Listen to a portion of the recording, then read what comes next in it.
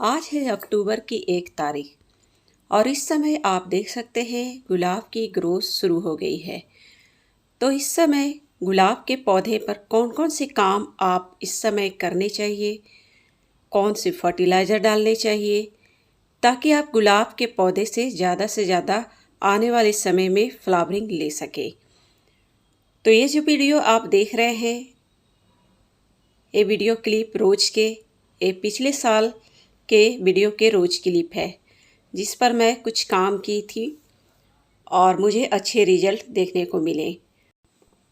तो इस बार भी अगर रोज प्लांट पर बिल्कुल इसी तरह से ढेरों फूल और कलियां देखना चाहते हैं और आपके प्लांट हेल्दी दिखे तो कुछ ज़रूरी काम और कुछ फर्टिलाइज़र जो आपको इस समय यूज करनी है।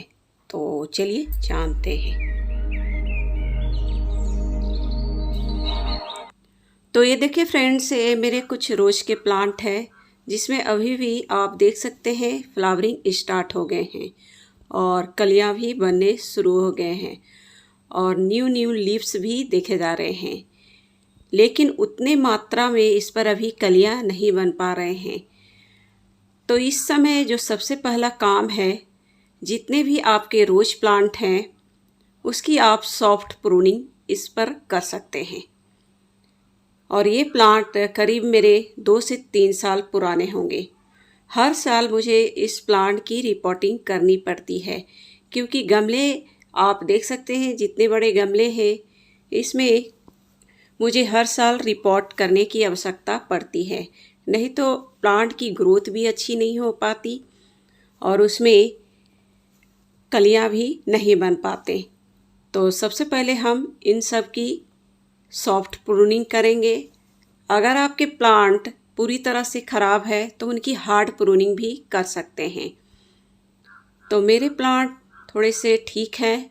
जो इसमें डेड ब्रांच दिखेंगे, सूखे पत्ते, डेड ब्रांच, उन सभी को मैं प्रून कर दूंगी। तो इस तरह से देखिए प्रून कहाँ से करनी है, जहाँ से न्यू शूट्स निकल रहे हैं उसके ऊपर से आप प्रून कर सकते हैं, जैसे कि आप वीडियो में देख सकते हैं। और जितने भी एक काले वाले ब्रांच दिख रहे हैं इसे भी आपको हटा देनी है और ग्राउंड से निकलने वाले शकर उसे भी आपको रिमूव कर देनी है। अगर आपकी प्लांट की रिपोर्टिंग की ज़रूरत है तो आप रिपोर्ट भी कर सकते हैं। अगर इस समय इसकी प्रूनिंग करते हैं तो इस समय इस प्लांट की ग्रोथ भी होगी और जो भी ब्रांच निकलेंगे थोड़े से हेल्दी ब्रांच निकलेंगे। तो इस समय आप सॉफ्ट प्रूनिंग कर सकते हैं। अगर आपके प्लांट ज़्यादा ख़राब नहीं है तो उसकी सॉफ्ट प्रूनिंग करें तो बेहतर है, क्योंकि अगर आप हार्ड प्रूनिंग कर देते हैं तो थोड़े से प्लांट की ग्रोथ आते आते ज़्यादा समय लेंगे। तो इस समय आप ज़्यादा से ज़्यादा कोशिश करें थोड़े से ऊपर से सॉफ्ट प्रूनिंग कर सकते हैं, ट्रिम कर सकते हैं। तो लगभग मेरे सभी रोज प्लांट की ट्रिमिंग हो चुके हैं।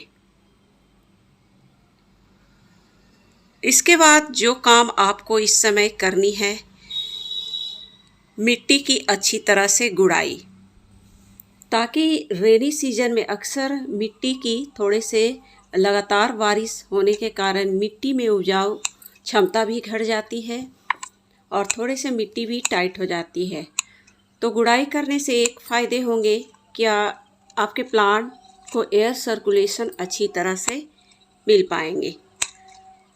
तो प्रूनिंग के बाद आप गुड़ाई का काम भी कर लेंगे और जितने भी अनवांछित घास पात है उसकी मिट्टी में आप उसे अच्छी तरह से क्लीन करें ताकि आपके रोज के प्लांट में फंगस की प्रॉब्लम क्रिएट ना हो, क्योंकि रोज प्लांट में ज़्यादातर आपके फंगस के कारण भी ये ख़राब हो जाते हैं। तो ये काम आप गुड़ाई करने के बाद कर सकते हैं। और लास्ट में जो है इस समय फर्टिलाइज़र, तो फर्टिलाइज़र कौन सा फर्टिलाइज़र हम यूज कर सकते हैं ताकि आने वाले समय में गुलाब के पौधे में अच्छी ग्रोथ भी हो और उसमें ढेरों मात्रा में कलियां और फूल बन सके। और प्रूनिंग करने के बाद जो ब्रांच निकलते हैं, आप हेल्दी ब्रांच चुन के इनकी कटिंग भी इस समय लगा सकते हैं। तो ये देखिए फ्रेंड्स, फर्टिलाइज़र के तौर पर मैं 4 मुट्ठी के करीब वर्मी कंपोस्ट ले रही हूँ, क्योंकि मुझे 4 से 5 गमले में डालनी है।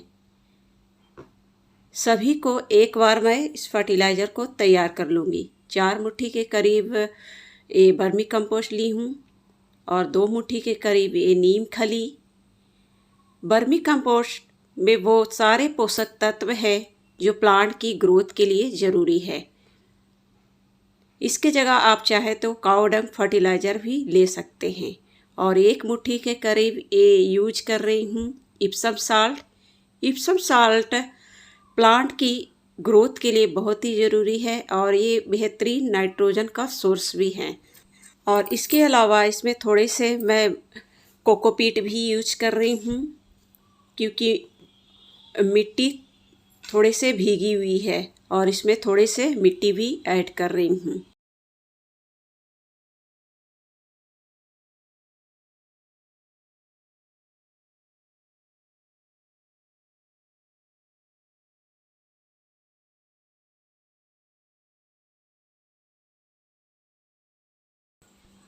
इस तरह से कुछ गमले की मिट्टी भी मैं निकाल दे रही हूँ और इसी फर्टिलाइज़र में मैं मिक्स कर दे रही हूँ और इसी फर्टिलाइज़र को फिर से मैं गमले में भरूँगी।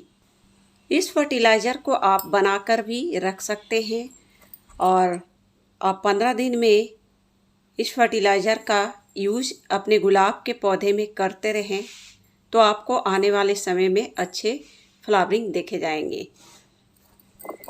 और इस समय जितने भी आपके गुलाब के पौधे हैं उसे आप फुल सनलाइट में रखें। जब इसमें कलियां निकले तो उस समय आप नीम ऑयल का स्प्रे उसके कलियों पर करते रहें, क्योंकि इसके कलियों पर एफिड की समस्या ज़्यादा देखी जाती है। तो नीम ऑयल का स्प्रे समय समय पर इस पर करते रहें अच्छी फ्लावरिंग लेने के लिए। तो फ्रेंड्स, एक कुछ काम है जो अपने रोज़ के प्लांट पर इस समय आप कर लें। तो मिलते हैं फिर नेक्स्ट वीडियो पर, तब तक ले